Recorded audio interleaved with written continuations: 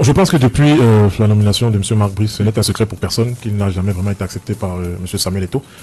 Ses comportements et les différentes sorties l'ont déjà démontré à suffisance. On va pas se remémorer donc l'épisode de la FECAFOOT, les Hilton Gate, etc. Et aussi sa sortie sur un média étranger que je ne citerai pas. Donc tous ces éléments, je pense, sont venus déjà démontrer, comme M. Marc Brice a voulu l'exprimer, et je pense que c'est son droit, qu'aujourd'hui, le principal adversaire du Cameroun, c'est d'abord lui-même, et c'est surtout M. Samuel Eto'o.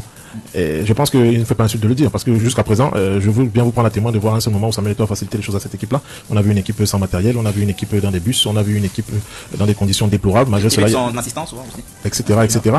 Donc je ne pense pas que ce soit donc le rôle de cette fédération-là. Donc aujourd'hui, quand je prends plutôt ça comme un appel au secours de la part de M. Brice, qui aujourd'hui est totalement abandonné par sa fédération, qui lui fait la guerre, et donc aujourd'hui, il ne sait ne pas pouvoir compter sur elle. Donc pourquoi il va dire le contraire? Aujourd'hui, la fédération est l'adversaire donc de cette équipe-là. Et on a aussi vu à Garoua comment il y a eu des menaces pour remplacer les joueurs, etc.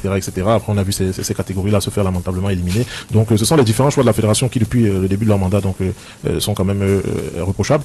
Aujourd'hui, donc, on a quelqu'un qui veut juste faire son travail et qui, à chaque fois, se retrouve à être victime de coups bas.